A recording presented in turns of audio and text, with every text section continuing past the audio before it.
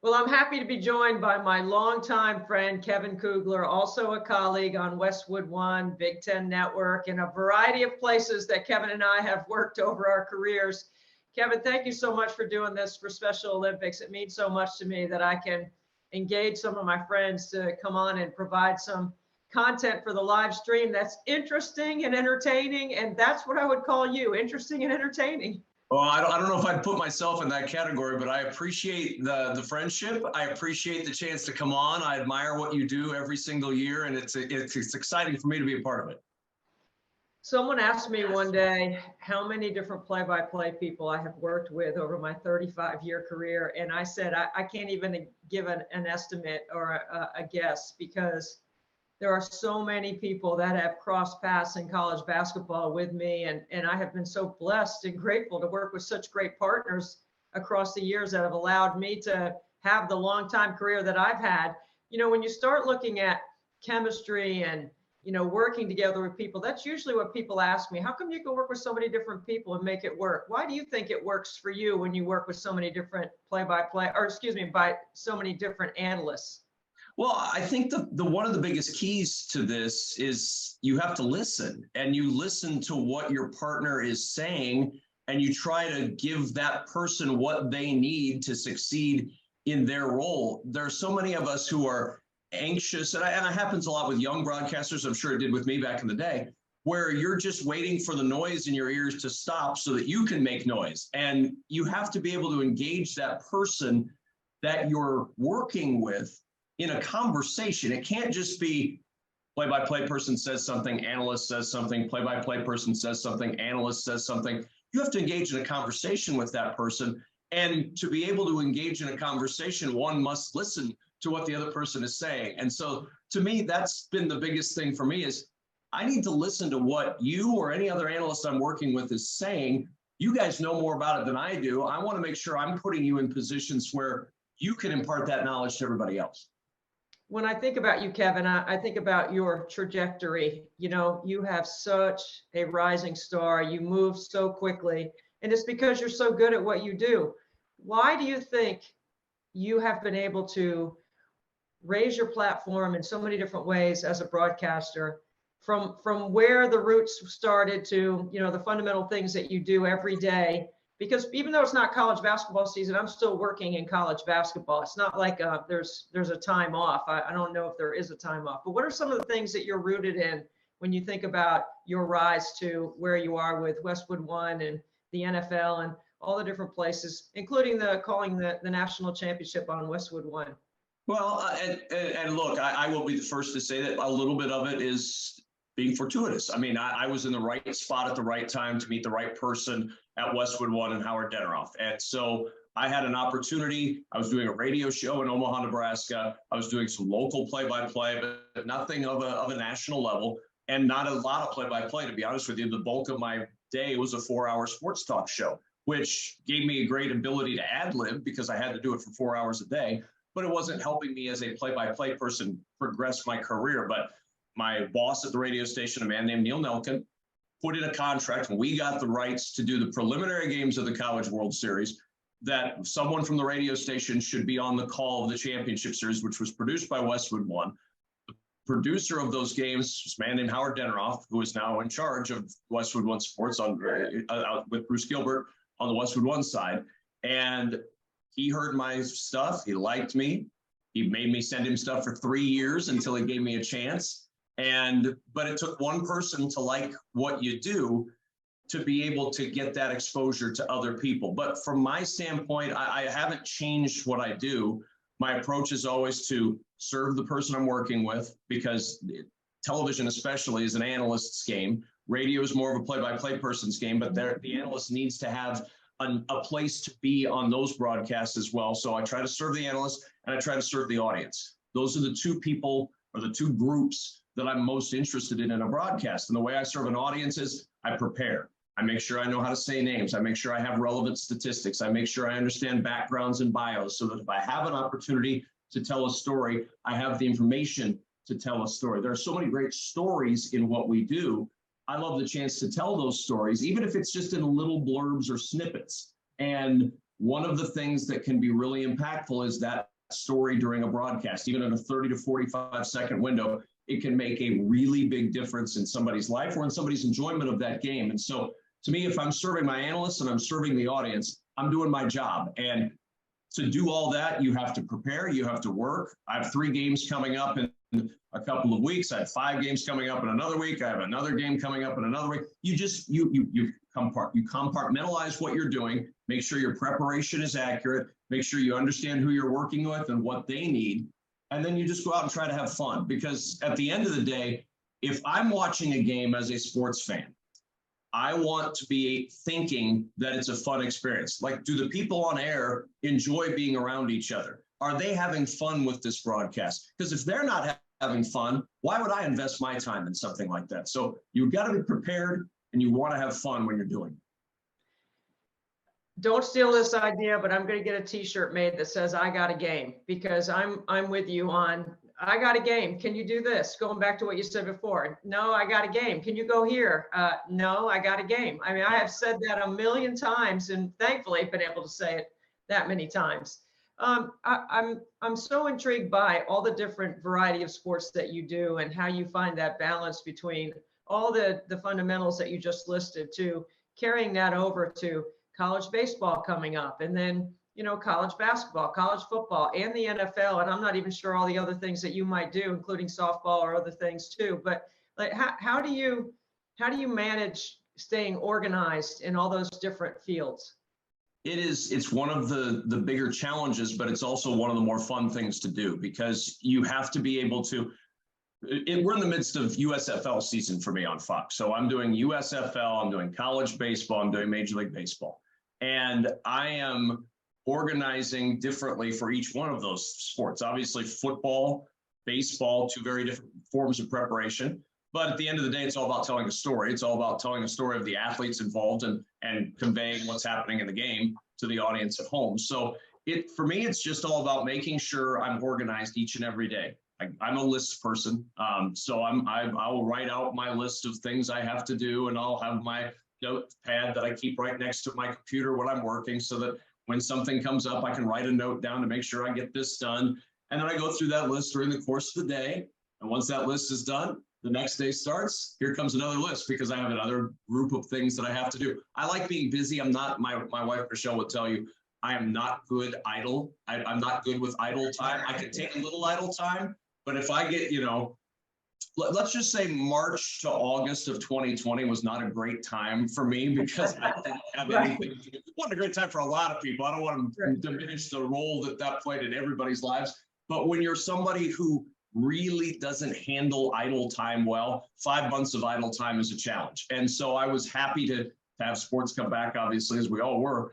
And I was happy to see COVID diminish, at least as far as the impact that it was having on the every single day life of Americans and people across the world. But those idle times are not great. So to be able to be organized and busy is something that is really where I thrive. I thrive in that area. I like to be busy. I like to have my lists. I like to have things organized and put in a certain area so that I can get all my stuff done. They say opposites attract, but for you and me, we're attracted to the same things. We do a lot of things very similar. One of the things you talked about was the art of telling the story, right? You have a short window inside radio and television as our platforms, especially when we're doing the games, because I'm a big believer and I live by protect the game, right? The game is the most important part of what we're doing. So the semantics of the game, the fundamentals, the how and the why, the concepts, for me, for basketball, it's, keeping the game and the strategies and trying to stay ahead of the play and thinking in advance. When you're doing games, and I know this has been for me, I could call 80 college basketball games and I could tell 60 different stories very quickly inside a game. And what the fan really remembers at the end, we call a national championship, somebody's cutting down the nets, and that feels like a big deal to us. But to the fan, if you dropped in a little nugget on a story about a player, about their background, about something that inspires them, that's really what people hang on to. how do you find the balance? Because I am all strategy all the time. And then I think about humanize versus strategize. How do you find that balance? It's a matter of trying to pick the right time to tell the story. And when you find a really good story, I try to emphasize getting it in. There are so many good stories out there. Well, one example, we had just come back from the college basketball started late, obviously in 2020. So we had just got started with our college basketball season, and I had an Ohio Bobcats game. They were playing someone in the Big Ten, I think Illinois. And so we're doing the games from a studio at this point. We're not on site. And so we're in a studio. Well, I had come across a story in my preparation for Ohio about a young man named Jason Preston. We all know Jason Preston now, but nobody really knew who Jason Preston was at this point outside of the Ohio Bobcat family and his own individual life. And I came across this story and I really loved the story. It was a story of perseverance. It was a story of drive. It was a story of continuing to battle against odds. And so I told our producer, I really want to get this story and we really get the story in it. And thank goodness I had a producer who was listening and said, yes, this is a good story. We need to get this in. And we found a spot where we timed the story out perfectly from a dead ball timeout, like a 30-second timeout. And we told the story while they were in the huddle, came out of the story and went back to play, moved on with the game. And it was a good basketball game. He played a great game. They played Illinois really close, ended up losing by a few points. I go on to my next game. I have an NFL game that weekend. So I'm on to my next game. I wake up the next morning, and this is everybody's fear. I pick up my phone and I had something like 75 Twitter notifications. And I'm thinking, oh my gosh, what did I do? What did I say? Right. Brain running 100 miles an hour. Am I going to get fired? What has happened here? Yeah. And I pick up I've this been there. I know. What you're saying. It's the worst. You're just thinking, well, that's it. The whole career's over now and I'm going to have to go get a real job. And I pick it up and the notifications are this story. It had gotten picked up. Somebody had spliced it out of the game and put it out there, and it went nuts. I mean, millions of views, all this other stuff, telling the story. And to me, that was a great lesson for me to remember that the story matters too. You and I are locked in on, I want to hit the big call. I want to call the final play. You want to make sure that you break it down the right way. But the story to me is also now, and that really re-emphasized for me, hey, the stories matter too. And that story, I mean, became a bigger story. Now Jason Preston's in the NBA. I mean, it was a story of a kid who barely could score on a high school team, all the way now to a guy who's playing in the National Basketball Association. So to me, that's the example that I have that really reemphasized for me what matters. And that's, yes, the game matters. Yes, you've got to tell the story of the game, but the story of the player is interesting too. You can't take that ever for granted because it is, like you said, we don't have a real job. I mean, this is unbelievable what we get to do, right? But I am working really hard to tell the story of Special Olympics through the eyes of my son and why Special Olympics is so important. When you came across our story about shooting free throws in the driveway, and you and I have been friends, and I know you can say, what? She's crazy. Like I heard so many same things I've heard across the course of my career. She can't, she won't, she doesn't, she's not going to be able to do that. How is she going to complete that task? It's really not about the free throws, although I do want to shoot it at a high level because it does make the story better. When you think about Special Olympics and what impact it may have had on you and your family and your daughters, where does that come into play with giving and service and being philanthropic? And I'm so glad that you brought that up because it's been something that Michelle and I have been a big part of, giving in a variety of different ways. It's important to us. And for me, it's, if you have any amount of time to give, that's as valuable a thing as I have. There's just not a lot of that time to give. So we give money, we give time to a variety of different things. And I had the chance a couple of years ago to MC a Special Olympics golf event and have the chance to be there and watch these athletes compete. And I have to tell you, and you know this firsthand, it's one of the more inspirational things that I've ever been a part of, just to see the pure joy that these competitors and these athletes go out there with. But it's a competition. They all want to win. But at the end of the day, there's no vitriol. You know, it's, you know, you don't see a handshake line at the end of a Special Olympics event where anybody's yelling at anybody or slapping hands away or walking away in disgust. They're all just so excited to have competed and have played and have enjoyed the sport at such a pure level. And that's what I found when I went and emceed this event a few years back. It was just one of those moments where you thought, this is how it's supposed to be. This is how sport is. Sport brings everybody together. And it brings everybody together under one roof. Doesn't matter what the circumstances of your life have been. For those moments of sport, you're all together. Nothing else seems to matter at that point. You're competing, you're showing what you can do, you're showing off your skills, and at the end of the day, you're all together as one. And that's the thing that has always struck me about what Special Olympics does. Special Olympics makes sure that every single person has the ability to compete at the level that they can compete.